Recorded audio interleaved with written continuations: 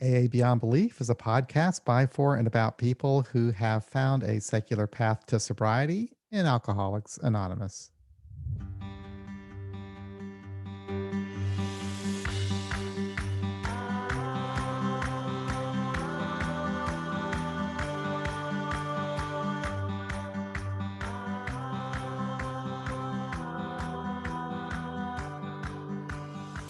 Well, welcome to our Friday night sober distancing live stream. Today, Angela and I will be talking about platitudes, slogans, and common sayings heard in the rooms of Alcoholics Anonymous. Are they useful? If so, which ones? And are any of them particularly harmful? Are any of them just downright mean? Are we coming up with any new slogans of our own in our secular AA meetings? Maybe they're coming up with some in some of these Zoom meetings. But before we begin, let's touch base with Angela at our satellite location in Boise, Idaho, and see how she's doing. Angela, how you doing? I'm doing good. Very good on this Good Friday. Oh, yeah. Yeah, we were talking about that a little bit beforehand. It's like, oh, Good Friday, Good Friday. I don't get it. Yeah. That's right. Yeah. So, things are going great here, and I'm excited to talk about this. Yeah, it's a good idea that you had. I didn't do much preparation, although I did make a list of sayings that I've heard over the years, and I kind of started with the ones that I heard really at my very first meeting and in my early days of sobriety. And I'll tell you the one that I heard that I didn't know that this is, like we were saying, I didn't know that other people had come up with this. I thought this lady who said it was the one who invented it, but she said, she told me, she said, don't drink no matter what. Even if your ass falls off, just pick up your ass and take it to a meeting, she told me. Yes. What a prophet, right? I thought, wow, these people in AA, they're just, they're like Mark Twain or something. Yeah, wise. Yeah, the one like that for me, it's along the similar lines. I heard a lot of the don't drink no matter what. Mm-hmm. Or that you don't have to drink again if you don't want to. Yeah. And I heard that one quite a bit. But the way it was phrased that helped me was when somebody said that you don't have to drink anymore, even if you want to. And for some reason that that stuck with me. That got me because, there were times when I still wanted to, but, just the idea that I didn't have to, gave me an option there. Yeah. So I liked that one.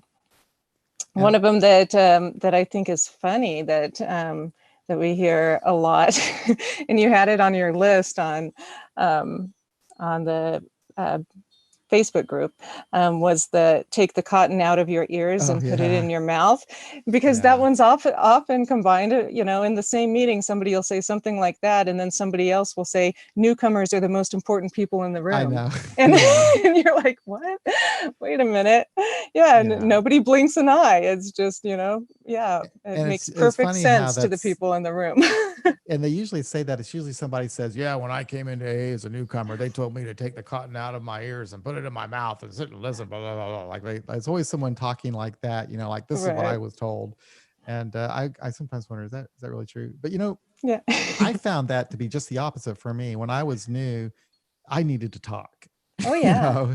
Yeah. And what's really ironic is, as someone who's been sober for a while, I need to listen. Yeah, no, I totally agree, and so we definitely don't say that in our meeting, and we've had business meetings where we've talked about,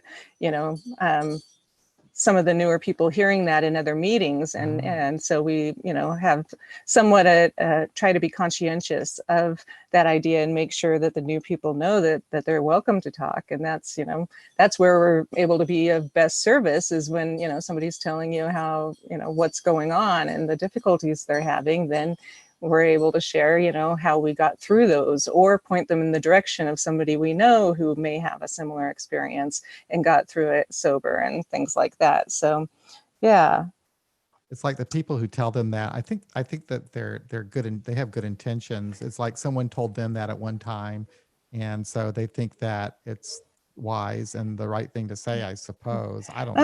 I don't know. I think with the cotton out of your ears thing is usually just, somebody being, either I've heard it where it's somebody newer has shared, or maybe they've shared it every single meeting, Yeah. and then somebody is cranky and so says yeah, they basically think that they should listen rather than talk so much, and they might get something out of it, but it's still not necessary. I don't know that it's ever been said in a way that was trying to be polite. You're right. You're So right. maybe they're trying to be helpful, but they don't care if it's polite or not. No, And you're so, right. I yeah. think you're right actually. And there is that strange phenomenon that I haven't really witnessed for a long time of the cranky old timer. The group the group that I used to go to had a lot of those guys that would really were cranky, and that's exactly the guy who would say something like that. Take the cotton out of your Right. Right. and yeah, I guess when I was newer, I would hear that, but I never really like let it influence me because I pretty much very early on I didn't say a whole lot anyway, but after a while I needed to say a few things, and Mhm. but yeah, yeah, Yeah. I found that advice to be very, very wrong. Right. Yeah. Yeah. Another one you had, I think, on your list was thinking through the drink. Mm, And that one made me think of the, think, think, think, mhm. which used to be like on bumper stickers. And, I saw it on posters in some, really a lot older meeting houses and stuff, but I never heard it in meetings. I don't Right. think once. And as a newcomer, did I ever hear think, think, think. And so I went to look up like what that's about, and found somebody who said that it originally was thought of like think before you take the first drink, think Right. where you have been, and then think where it will take you, which is basically what thinking through the drink is. Yeah. Just another way of Yeah. thinking, of saying that. So yeah, so I learned that today because I think it would have been helpful for me to hear more of the think stuff, because most of the Yeah. time when I shared that that I'm atheist, which I did at every single meeting, I would get that I might be too smart for this program, and Mm, and that that I'm I need to keep it simple and not make things complicated. It's like, well, if I'm trying to find something to help me manage my life, I want that to be a wise choice. Alcohol obviously wasn't a wise choice for me, so I don't want to make that mistake again. You know, no. so yeah, Thinking was definitely discouraged at the first group I went to. And I actually have an interesting story I could relate about that think, think, think slogan. And yeah. what I was told is that they used to say, think, think, think before you drink, drink, drink. But at my old home group, we had these signs that must have been up there forever. And they were like tobacco stained, and the glass was broken, and they were just really just falling apart. And all of this, we had all of the slogans up there except for the one that said think, think, think. Okay. Well, this nice man that was going to our meetings, he was fairly new. He decided he's going to do something nice for the group, and he was going to buy brand new slogans and nice new frames and hanging them up on the wall. So he did that, and he surprised everybody, and he included the one slogan that the group did not have hanging on the wall, and that slogan was think, think, think. Oh my God. They just went crazy. They said, no, thinking is what my problem is. You can't think. It Right. was like, Yeah. anyway, he was just devastated because he thought he was doing Oh, something nice. yeah. And these people were upset about the think, think, think. And they actually took it down from the wall, Oh, not to think. What is wrong yeah. with that? Isn't that weird? Don't Yeah. think, think really bothered Oh, that them. makes me sad. Yeah. Poor People like to guy. think that they like to think that, well, it was like there's something wrong with my thinking, I guess, is what they like Right. to Yeah. think. Well, that's kind of what I was discussing, with you and Joe on Facebook was, because both of you had, what was it? My best thinking got me here. Yeah. And I think that you guys think about it or understand it differently than I do, because when I've heard it in meetings, it's usually, somebody trying to emphasize that they need to let God take control of their Right. life because, their best thinking got them there, as in that they can't think for themselves. Otherwise they'll, Exactly. drink and die and Exactly. such. And so, Yeah. yeah, so it's not one of my favorites, No. because of that. No. But, No, it's not mine either. I was thinking that more like, for me, when I'd hear that, it used to confuse me as a newcomer because I thought, well, yeah, my best thinking did get me here. I mean, it was a good idea for me to stop drinking and go to AA. So right, I was always kind of confused by that whole thing that, my best thing, but I knew what they were trying to say. Like, it's just as you suggest, they were trying to say that I can't think. My bad thinking made me an alcoholic, and that's not the case, really. right. I agree Yeah. with you on that. No, Yeah. I agree Well, and it's totally. just interesting that, that it's the same phrase, but there's different ways to think about it, or different perspectives. The other one that I find hilarious is the suit up and show up. And Oh so for yeah, me, that's I heard right. that, from the beginning, suit up and show up. But the way I've heard it talked about, in my understanding, was like, to when you do the steps, that you suit up and show up and you go to meetings and you be of service. And so it was kind of a get your shit together and go be of service type of a thing, you know and I think it was Joe that posted an article on that. No, it was like they'd actually get in a suit and show up to Oh speak, and that's what you were supposed to do, and that there are still meetings, my understanding right now, yeah, where if you're asked to speak, you're supposed to show up, dressed up in, yeah, either a suit or some sort of, I don't know, cocktail dress or yeah, whatever. And I'm like, really? I did not know that. I didn't know that they literally meant, suit up and then yeah. show up to speak. I thought I it never was thought more of of a that. call It makes total sense though. to Yeah, because get that's into what the we used to do. program. Yeah. Yeah, Suit up and yeah, show up and do the AA program. But no, they meant put on a suit and yep, show up to a dinner. yep. If you ever look at the pictures from the 1950s, early 1960s of an AA meeting, a speaker meeting, or something, you'll Mhm. always see they're all dressed up. Well, Everybody's yeah, all dressed even up like nice. PRASA, the Pacific Region AA Service Assembly. I went to that not the current year, but the year before. And for the big speaker meeting, they everybody at that table was all dressed up in suits and Mm-hmm. like sequin gowns and stuff. I thought it was a bit much, but I'm like, Yeah, well, maybe these people don't go out much. I don't know. yeah, Um, and yeah, and now, after I learned that, from Joe, it makes a lot more sense. I'm like, yeah. oh That does yeah, make they're just, sense. old school, and that's what you do. So anyway.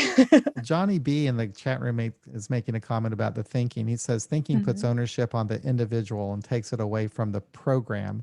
Old mhm. timers are threatened by anything that's not the program. That's kind of Yeah. interesting.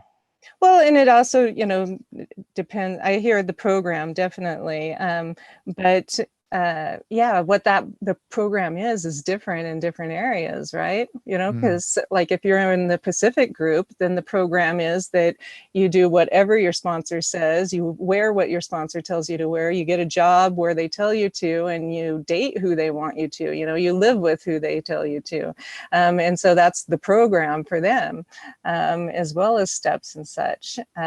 So, these newer, I guess not newer, but books on the history of AA, I find really interesting, as far as, what the original program was, and how much of it is doesn't resemble what we do today, hmm as far as like, the Lord's Prayer and chanting at the end of meetings. That was when I asked Joe about, like, do you know where the chant, holding hands, chanting at the end of the meeting, the keep coming back? Because when I was in Alateen, it was just keep coming back.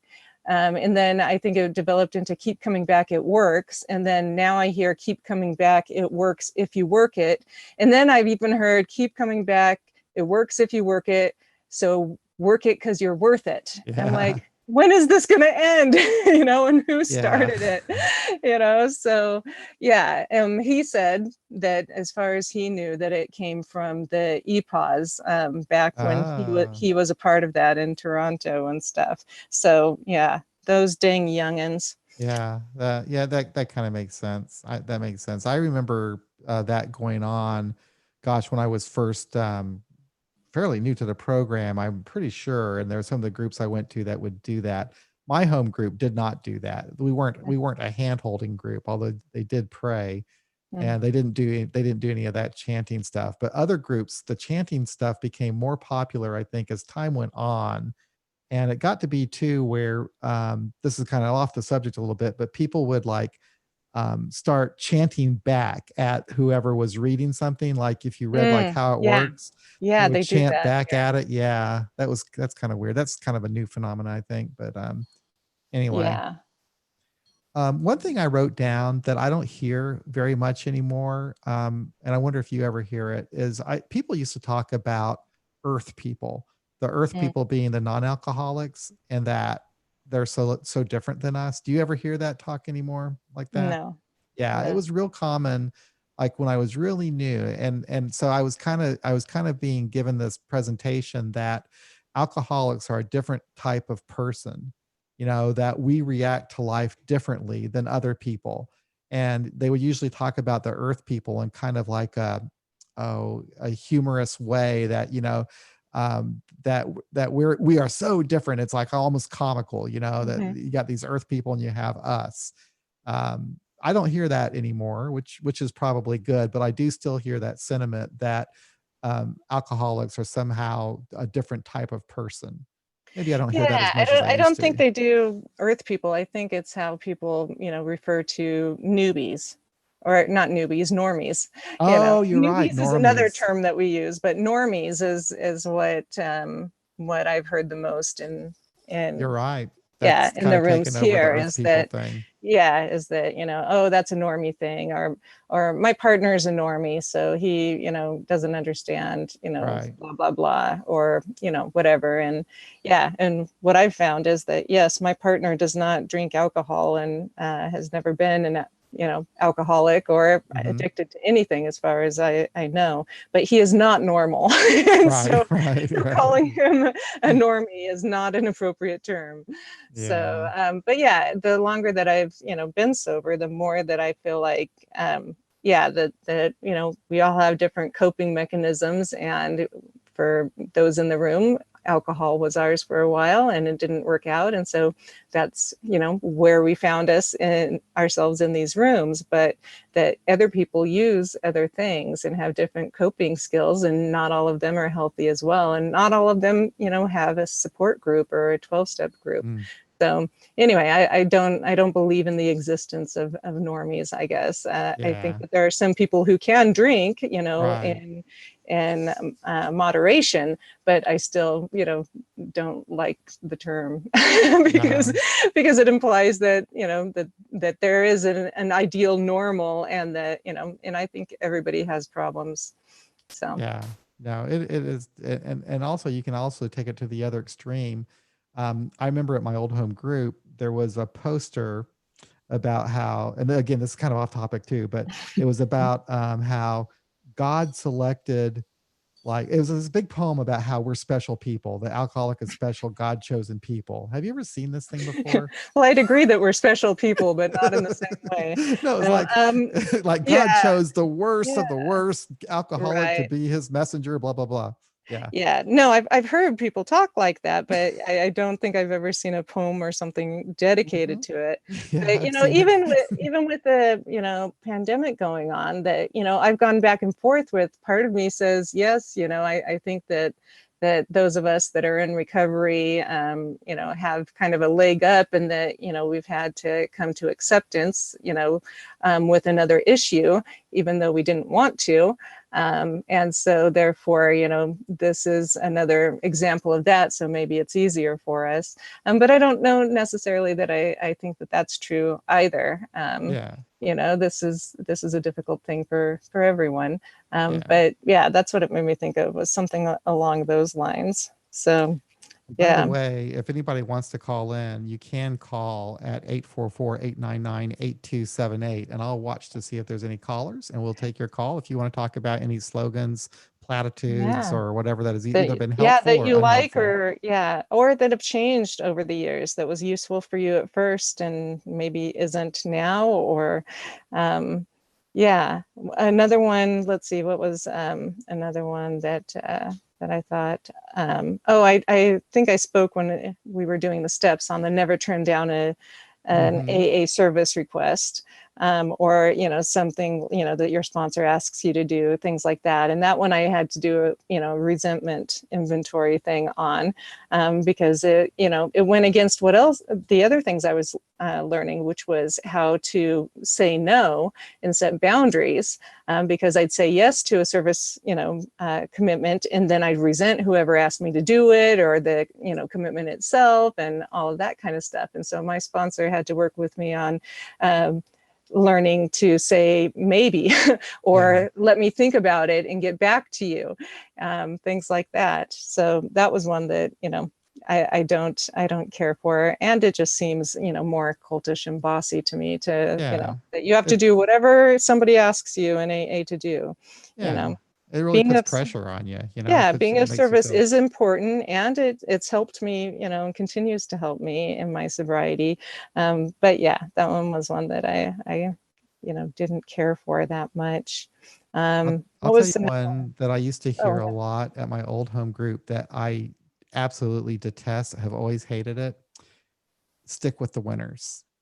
yeah, yeah, yeah, Because it's like, I hate the idea that there's winners and losers. right, It's right, just awful. yeah, Because the whole purpose of AA is like, if somebody needs some help, go over and talk to that person. He's not a right. loser. No one's a loser. Right. Yeah. I mean, and because everybody has something to share, sometimes they're example of what to do, sometimes not what to do. But yeah, even there are people that helped me in ways when I got sober, that are no longer in the rooms, that went out drinking again, and that some of them went in and out, and probably wouldn't be the best example of a successful person in recovery per se. But that doesn't mean that they didn't help me. Sometimes, they said exactly what I needed to hear, or was able to hear at the right time. That's another thing I found, is that sometimes people say something that, apparently has been said a million times, and, and I didn't hear it, and it's like the first time somebody said it to me, and and they may be that person. But I agree with you, the stick with the winners. I'm like, yeah, we're all in AA. So, does that mean I should go to church or something? I don't know. Yeah. So yeah, there's that one. Now there would Yeah. be some, I guess, that were helpful. I put all these on a spreadsheet, and I figured there were 22% of them were useful for me, and 78% were not useful for me. So anyway, but some of the useful ones, I guess, I would say, Are you sure it's not 22.3%? maybe it is. Just messing with you. I would say, well, one day at a time is good for me, but halt might have been good, I guess, to pay Yeah, attention yeah. to No, I still that. find halt very, very helpful, Yeah. because those are things that are still true to me, that when I'm, hungry, or, have any of those things that are Yeah. bugging me, then I can't use my full capacity to respond appropriately to all situations. Yeah. So, Well, we triggered a caller. Someone's calling in. Let's all see who this right. I thought is. we'd have a lot of callers, because everybody's got something they don't like in Yeah. there. Okay. Hello. How you doing? Hi guys, how are you? Good. I'm good, thank you. My name's Mark, Hi, Mark. Hi, and I'm Mark. calling from New Haven. Hey guys, how are you? I enjoy your podcast so much. I just Thank wanted you. to call in and thank you both, and Oh. reach out a thank you to Ben too. Some of those Yeah. earlier podcasts with Ben with the steps and Angela with the steps have really been helpful to me. So yeah, I really appreciate it. Well, So I'm good. calling in from New Haven, Connecticut. I'm quite a distance from you guys. And I should say, I identify myself as a free thinker in the program. Mhm. I do have some beliefs, but I'll tell you, I've gotten so much help from your podcast, and I get so frustrated with the dogmatic nature of a lot of the meetings that I found some great relief listening to these things starting a few years back. And so when I heard the call-in option, I really wanted to just say thanks, really. John, I'll just really quickly tell you a really quick story. I've been dealing with type 1 diabetes for 45 years, and several years back, I decided to acquire a medical alert service dog to assist me with it. And the establishment I went through was located in Concordia, Kansas. Oh. So after a 2-year wait period, my wife and we had to go out there. I had to go out there for a week of training. That was part of the stipulation. So we decided to make a road trip of it. We haven't seen that part of the country. And, I stopped my first night in Hershey, Pennsylvania with a fella I went to rehab with. And my second night was in Indianapolis with my cousin. And we saw the St. Louis Arch. And found myself the third night in Kansas City, Missouri. And it happened to be a Saturday night. And I knew your home group meeting was the next morning. And we didn't have too long of a ride. So I actually went to I was actually able to attend your home group meeting. Did you go to the Sunday meeting at KU Med? The Sunday meeting at KU Med? It was at a medical facility, and the room. It was near a cafeteria. Yeah. I think I remember because I wasn't there, and someone said that that you weren't there. Yeah. I want to say his name was Greg. Yeah. I think so. Say Greg. Does that sound right? Because he goes to that meeting all the time. Yeah. Yep. But, he was the chairperson. Yeah, and I love that meeting. Too. Oh, good. I'm glad. Great. Yeah, that meeting's turned out really well. Unfortunately, we don't have it. I'm sorry. Go ahead. No, go ahead. I was just going to say, I would attend some around my parts here, but there are a couple in Connecticut, but they're an hour and a half one way for me, and it's kind of a long drive on a Tuesday night. But I'm in the city a lot. I'm right on the train line into New York City. I'm only 60 miles from Manhattan. Okay. And I'm down there for meetings a lot in Greenwich Village, but the agnostic meetings are usually at night, and I'm usually down there during the day. So just hasn't worked out. But I was at your home group meeting, and that's my claim to fame with you. And I'm sorry I missed you. It would have been cool. I am too. But it's good to be there. That group, that's interesting, that meeting, because we have our group has a meeting. Okay, so we have like 5 meetings a week. We have one that meets in Kansas and the others are in Missouri. I don't know of any other group that has that where we're in 2 different states like that. But that meeting in that's pretty cool. Yeah, that meeting in the KU Med Center in the Kansas side, that's become a really interesting meeting because a lot of the people that go to that meeting don't go to any of the others. And it's almost like we could spin that off into its own group, but we're all just one big family. And there are a lot of people that go to that meeting that do go to the others too. But it's been fun to watch how that's evolved over time. Anyway, I'm so glad to hear from you. It was pretty well attended. That was October of 17. So it was about 2.5 years ago, and it was pretty well attended. It is, it still is. I think that it will often get about 15 people. Now, unfortunately, right now it's closed down. All of our meetings are temporarily closed down because of the pandemic. Same here. Yeah. So we're doing all kinds of Zoom meetings. Yeah. And I sure hope that when thank you both so much. Comes back again. But yes, thank you for calling and thank you for all the nice things you said. I appreciate that. Absolutely. Take care. Yeah, absolutely. Bye-bye. Bye-bye. That was nice. That was nice. Yeah. One of the people that I know here who's religious, but a dear friend, she sent me a text and wanted to know how I was going to, all of these different meetings, because I mentioned that, I was in Australia and, New Jersey and Jacksonville and things like that. And, and I told her that it was heathenslivelonger.net, that we have a list of all of these Zoom meetings. She didn't think it was as funny as I did. I'm glad you just said that because someone was actually asking about that in the chat room. I think it was, who was it? She wanted to know where there's a list of meetings. And that's where it is. What's the name of it again? No, I'm kidding, John. Okay. I'm sorry.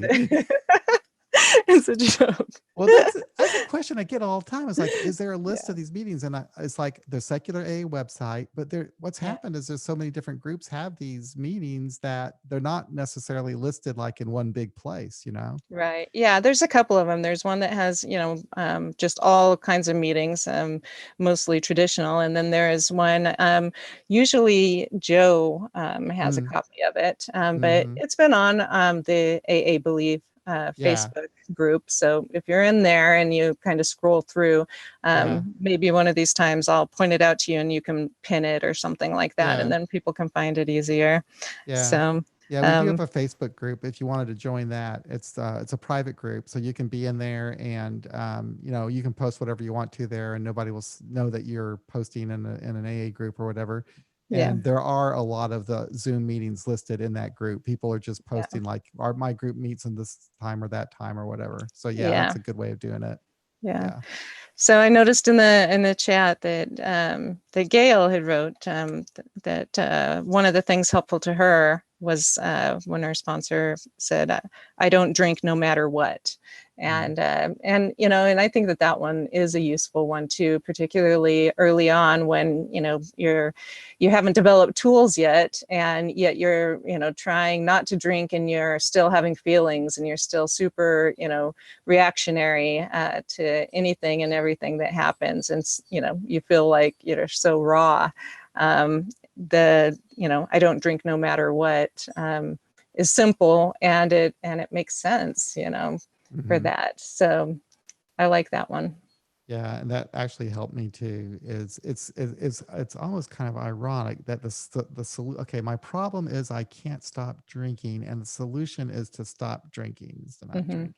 You just don't pick up the first drink, and this sounds very simple, but it's not easy. And when Yeah. they tell you just don't drink no matter what, they're letting you know, I know it's not easy, but just hang in there. It's gonna Yeah, get I think better over time. that's probably it. Yeah, A little more empathy in that yeah. statement. Now, Yeah. there was also some advice I was given early on, and I've come to the conclusion. Well, I don't know how I feel about it, but it was don't. Well, there's two pieces of advice. One is don't make any changes during your first year, which is almost impossible because nothing but change happens in your first year. And then the second one is don't get into a relationship during your first year. Right. Oh boy. Right. Yeah. Well, in a way that usually people are being helpful or trying to be Yeah. helpful with that, because I know from my experience that that was a big one that I heard when I came in. My sponsor never, gave me any sort of suggestions like that. But what she pointed out was that after doing the steps, I might think differently about, Mm. and find, things would be different, and that might be one of those things. And it was true. So like in my early recovery of first few months or so, there was somebody in the rooms who was a nice guy, and he had I don't know 3 or 4 years of sobriety, and he seemed to really like me, and and I was like, wow, somebody who has that much sobriety is interested in me, and I feel so special. And and at some point I don't know if he was pressured by other people, and he really was a nice guy, and Yeah. really is, and if he got pressured, but he's like, well, you're still new, so if you get a year of sobriety, we're both single, I'd like to take you out. And to me that was like the most romantic thing ever, Yeah. that he cared about my sobriety. But now I kind of think of it as that he put me on layaway.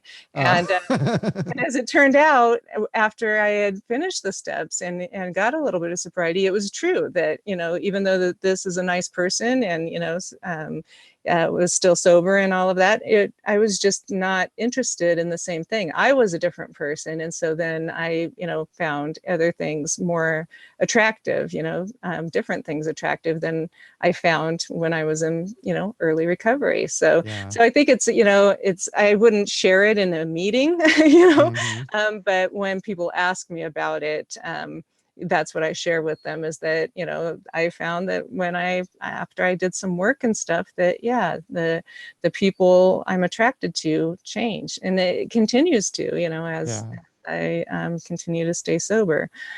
So.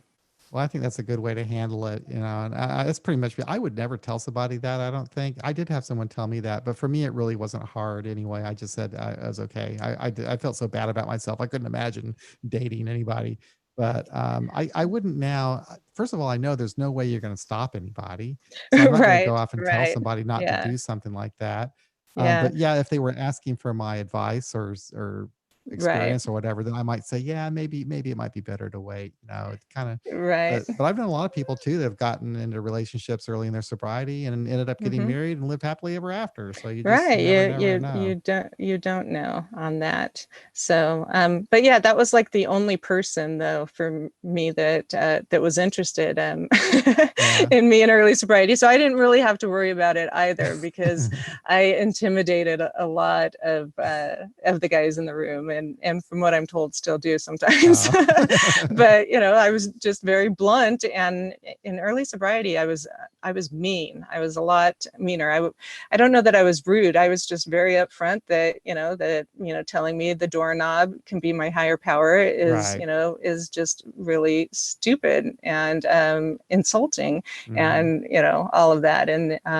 And so, yeah, I get reminded of that once in a while, usually on my birthday when I share at some of the meetings that I attended early on, because I did there's another one, the 90 meetings in 90 Yeah. days thing.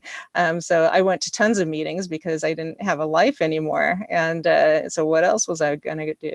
So I Right. went to lots of different meetings, 2 or 3 a day sometimes. Yeah. And yeah, I forgot where I was going with that. The 90 meetings in 90 days. Oh yeah, just that there's been a lot of people that are still sober that watched me get sober and Mhm. comment on the ways that I have changed. And Yeah. usually the top comment is that I'm not as mean. So Oh. Yeah. yeah, so that's Yeah. sweet, but Yeah. yeah, it ultimately helped me because then I didn't have to worry about dating in early recovery because yeah, most of the guys would not come near me. Well, people used to comment to me, they'd say, "You never smiled and all that." But you know what? I didn't because I felt so crappy. I mean, I really had a hard damn time. I was not a happy camper. I didn't have a lot to smile about when I was, Right. it took a little while for me to kind of get things squared away. Really took me a couple of years. Well, Jackie was that's writing, really interesting that for you, because women get that all the time, both in and out of mm, the rooms, that we're supposed to be smiling and stuff, I and you hate should that. smile. And so that's kind of refreshing to hear that they were pressuring you as well. Oh, yeah, So I hate that. I used to get it as a kid too. They say, "Oh, you're such a serious young man," and smile and all this. I hate that. And sometimes they'd say it and I'm really happy. I'm happy. I'm feeling right. fine. And someone tells me I need to smile. Yeah, I hate that. Yeah. But anyway, Jackie was writing. She said that first of all, she thought that the whole advice about don't get in a relationship is kind of controlling. Hmm. And then she said that she did date somebody who had, okay, she dated a guy with 7 years when she had 30 days, and it didn't work out, but it wasn't anything that caused her to drink or anything like that. So, Yeah. Well, and also I think I just read it too that that it's what kept her coming back for a while. And I hmm, have heard of that too, of people who came in to the program, chasing somebody else, or came in because they thought they might have a problem, and then was attracted to somebody else, and so kept coming because of that. So yeah, all of those things happen. And then there are some times when you go into a room and there's somebody there that you do not like, and so you don't come back. yeah, So all of the above with that. yeah. Oh yeah, this one. This is actually what was brought up last week when we were talking. That's your disease talking, Oh yeah, which is yeah, just a way that's of putting somebody these. in their place, basically. Right, yeah, the stop thinking about it and just do what you're told. and Hmm. and yeah, and the that I think we shared last week goes along with the your disease is in the corner doing Right, push-ups, right. and that for some people maybe that helps them stay uh, in line, or something like that, or not get complacent, or something. But for me, it just, yeah, it's not helpful. I don't like to think of it because I guess the disease model is a little different in my brain. But I really think that that my alcoholism, or my misuse thing was a solution that my brain came up with to try to help me, and ultimately it wasn't helpful to me. But, the part of my brain that was pushing that didn't know that. They thought they were being helpful. And so, that's how it goes. And to, think of it as an enemy, I don't feel that that's very integrative. At least for me, it hasn't been conducive to my sobriety, and doesn't, help me feel like a complete, human being if I'm fighting with different parts of myself. What do you think of the one they used to say, pour me, pour me, pour me a drink? Yeah, I have heard that one. The idea of, if you feel sorry for yourself or wallow in self-pity or things like that. And, I don't know, again, I think it's not a very nice saying. I mean, it does, the point they're trying to make is that, when we're going through tough stuff and, we, sit in it, and that goes into, a whole nother line of, don't sit in your own shit, things like that. But the idea is that, when we're dealing with stuff, it's important for us to talk about it or talk to a counselor or do something, rather than continue to form a resentment or rehash it in our brains, because those are the things that can trigger us to feel the need to change the way we feel with a substance. So, yeah. I used to sometimes get confused too about when am I engaging in self-pity, and when am I just thinking about what something I don't like, or reaching out to somebody about how I feel about something. I just had a sponsor that often would talk about self-pity and self-centeredness, and made me think about that all the time. And it confused me often that I thought, well, should I even bring this up? Is that selfish of me to bring this up? Should I not be thinking about this? I don't know. I guess I turned Yeah. out okay in the end, but it was kind of Yeah. a confusing time. No, I definitely get that. And, my understanding has changed over time with that as well. And I think we've talked about this before, of that, I highly regard myself with a capital S.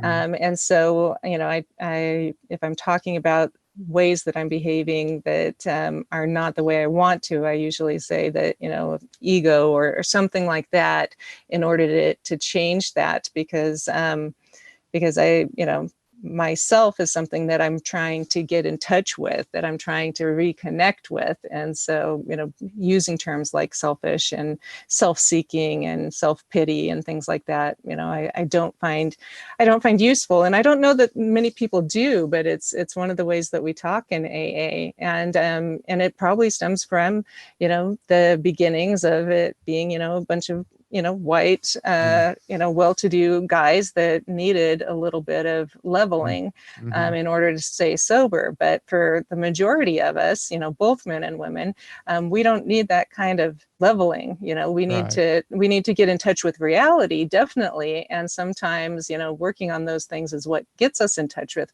reality. But I don't know that that calling myself selfish every time I have a thought or a feeling that is oftentimes it's a fear or a reaction, or that lizard part of my brain that is freaking out about something, and I can't control that part of my brain. All I can control is my reaction to it. And so beating myself up is not helpful with that. And somebody wrote about, and this is one I heard, I think, at my first meeting as well, that one drink is too much and 1,000 is never not enough. That's what Rachel Kelly wrote. And that one, I think when I heard that, it was like, yeah, I can relate to that. I could relate to that. And so, it was a nice, simple way of kind of putting across a point, I guess. Yeah, no, I get that. And it does help me stay aware of that's my condition, I guess, or that, that I never wanted one drink. I wanted to stop feeling, and one drink never was able to accomplish that. And so I needed to do other things or more drinks or whatever. So yeah, I have that same reaction to, I don't know, chocolate. Yeah. So there are certain things that still goes that way. That my partner, who does well with moderation, found out, a while ago, that he was on the border of what is it, pre-diabetes. So he wasn't pre-diabetic, but he was on the border of being pre-diabetic. So I guess it's pre-diabetic. And so he started moderating, and what he does is he has like this tiny little cup that's kind of like a shot glass, but shaped differently, and he'll put like root beer and then a tiny spoon of ice cream and make a mini root beer float. And have that. And in my mind, that's basically like with a drink, or, I'm like, what is the point? I do not want a shot glass of a root beer float even. That's kind of interesting, Yeah. And it works for him. He just wants a taste of it, and he's good to go. Oh, wow. And he's been able to, change all of his blood work. So he's fine now. But but to me, it was just interesting that he was able to do, things in moderation that I'm still not able to do in moderation. Or I guess I could do it, but I'd be unhappy, which was, similar to when I tried to control my drinking, is that, I wasn't happy if I just had one, because that doesn't change the way I feel. So what do you think about this idea that some are sicker than others? I've heard that said a lot. Yeah. Maybe it's true. I don't know. Who cares? I don't know what context I've heard that, but I have heard that, in meetings, that some are sicker than others. I think it's usually used in reference to somebody who is still not behaving well in the program, So if it's like kind of somebody, a judgmental thing. Yeah. And, and sometimes it's warranted in some ways. I mean, we do have predators in the program. And so oftentimes, I'll hear it in reference to somebody who is, going after young women with new sobriety, and or it can be, somebody who's taken over a meeting doing the bleeding deacon thing, and scaring people away because they're saying you have to get God or die and stuff. So, that's someone that, I'm sure I've heard said is, some are sicker than others. So it's kind of a way of both identifying that we're still all in this fellowship together, but that not all of us get well. So if that makes sense. Yeah, no, that does make sense. Well, there's still time if anybody wants to call in. We've only had one caller tonight. I know. I was surprised. I really thought that people would want to call in and share, the platitudes and the sayings that, that bug them. And then, any that they feel strongly are really helpful. So, but a lot of people in the chat room, that's really cool to see. There's still 20 people in there. A lot of people making comments. I love to see that. Yeah. It's kind of like having a meeting. I liked what you said. It's like having a meeting, but we're the only two that keep repeating ourselves and telling the same old story. Yeah, we're the two old people in there who tell the same old stories. Yeah, that's what it is. That is funny. I back in my old home group, there, we'd have these old geezers that would do that. They tell the same old story over and over, and people would roll their eyes and say, "Well, you just wait. That'll be us someday." Right. Yeah. Well, and I think also the thing about this is that that people know they have the option to call. So to me, it's a little bit more like when you're in a meeting and you go to the meeting to get something out of it, but you don't necessarily share, and you have the option to share if you want to, but here you really don't, because we can't call on you. You have to call us.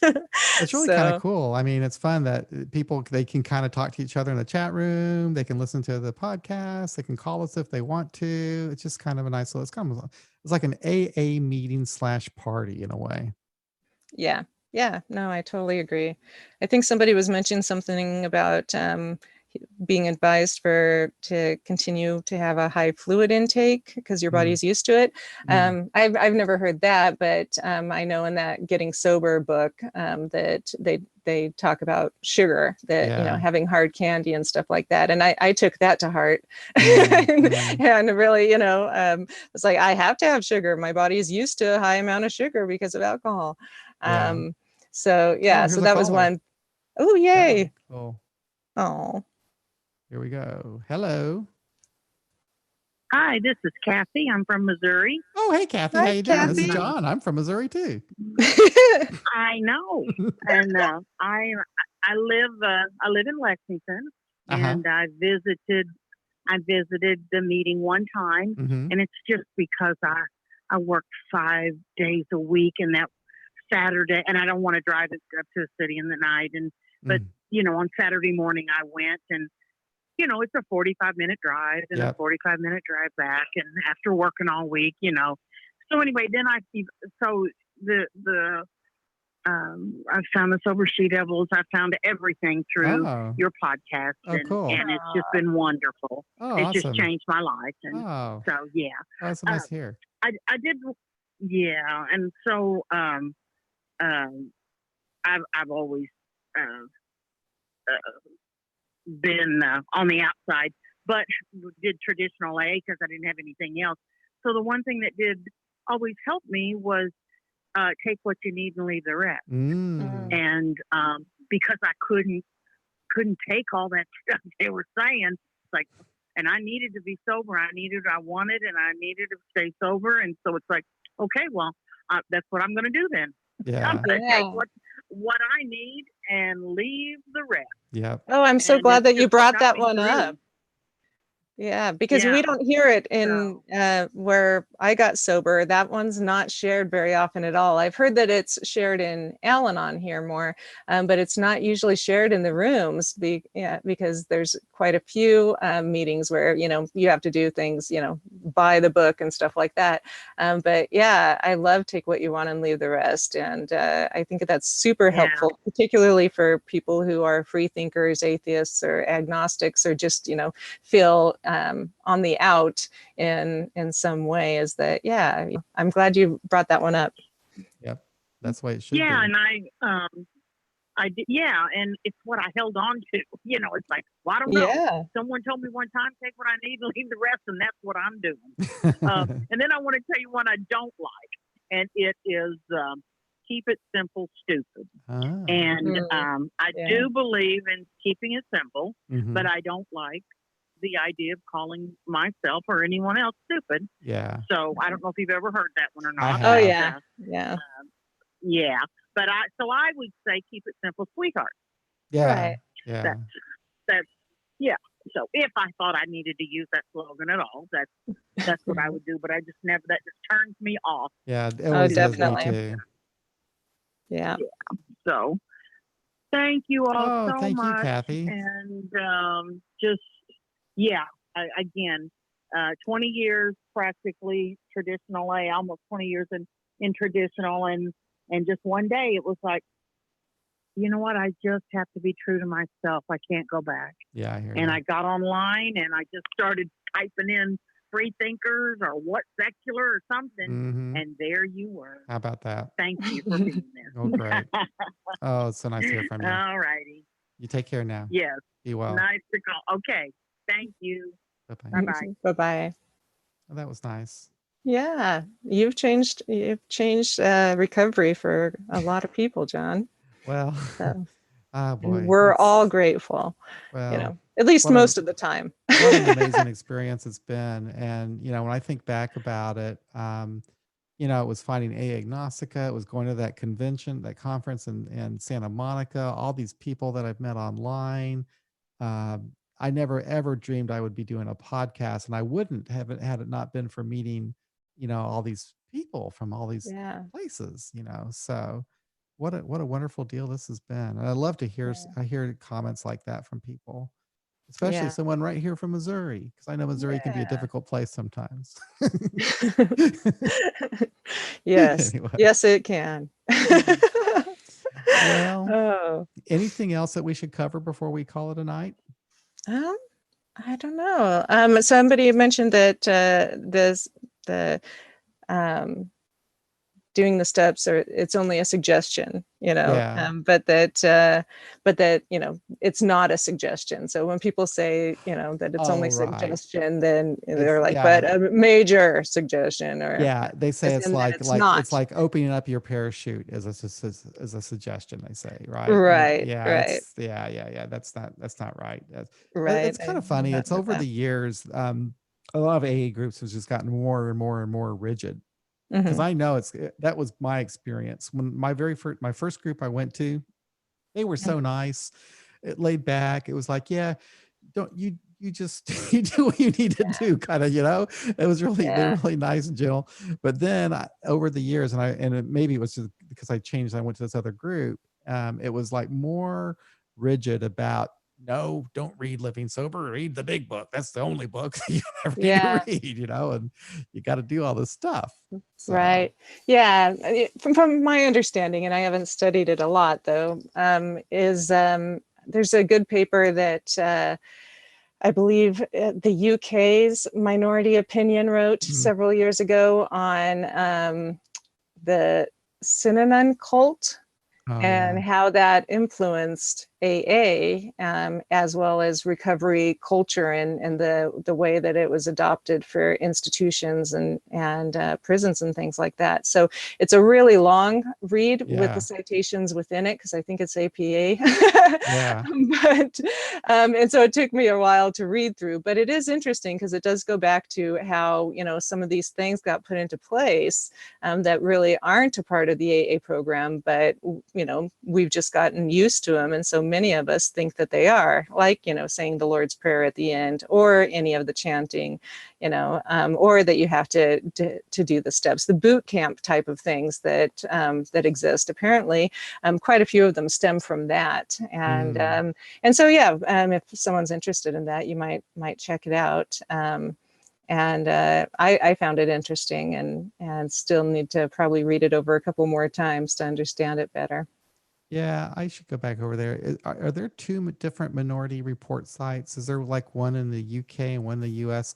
Because I went to one where I think it was a Minority Report, and they were talking about that synonym cult thing, and they brought up it's like some kind of a plot, and it mentioned William White was in there. It even mentioned AA Beyond Belief and AA Agnostica. It's like, wow. Yeah, I thought it was kind of weird. Yeah, that must be a newer one, because I don't think the copy I got. I'm not involved in any plot, and I don't even know what synonym is, but I will learn about it. Yeah. So yeah. But there's I know that there is a different. There's the AA Cult Watch. And there's different cult watch sites too, because I once referenced the wrong cult site. I think there's a British cult site, which is the cult site you want to go to, I guess. If you're gonna go to a cult site, go to that one. Yeah. Okay. Yeah. Not a cult. Right. Cult, Right. Right. Yeah. Oh, this was fun. It was a lot of fun. Yeah. So thank you everybody for your comments and for listening and for all your support. And thank you, Angela, for joining me once again on this Friday night. Thank you for having me. Distancing. So much fun. Right. So, and if you guys have any ideas of what you'd like us to talk about next week, be sure to email us. Otherwise, we'll keep coming up with things like this. So yeah, please do. I'll tell you, it's something I've been thinking about doing. I don't know how this would work, but I was thinking about contacting Bob Kay and asking if he would come on and give like some kind of a presentation about AA history, some subject on AA history that we could talk about. Yeah, that'd be great. I actually referenced his book for this, but wasn't finding what I was looking for. So, so I thought about that. I'm like, we should contact him and see how that works. Because that'd be a good idea. I think I'll do that, and maybe people would want to call in and talk to him. He's a good guy. He's a lot of fun. I hear he's kind of shy though, so I don't know. He is shy. Just kidding. Okay, cool. That sounds like a fun one. I'm pressing all the right buttons today. I can't believe it. It's a Good Friday for you. Yes, it's a Good Friday. Good Friday. The Easter Bunny comes Sunday, I guess. Okay. So thanks again, everybody, for listening to this episode of AA Beyond Belief, the podcast. We'll be back again next Friday with another episode of sober distancing, and whatever topic we're going to come up with. Maybe we'll have Bob on, who knows. And also, I do have some other podcast episodes I need to post, and I apologize for not getting to them. I've been a little bit busy, I guess, or just, I don't know, distracted. But once again, thank you all. It's just a pleasure and an honor to do this. Take care, everyone.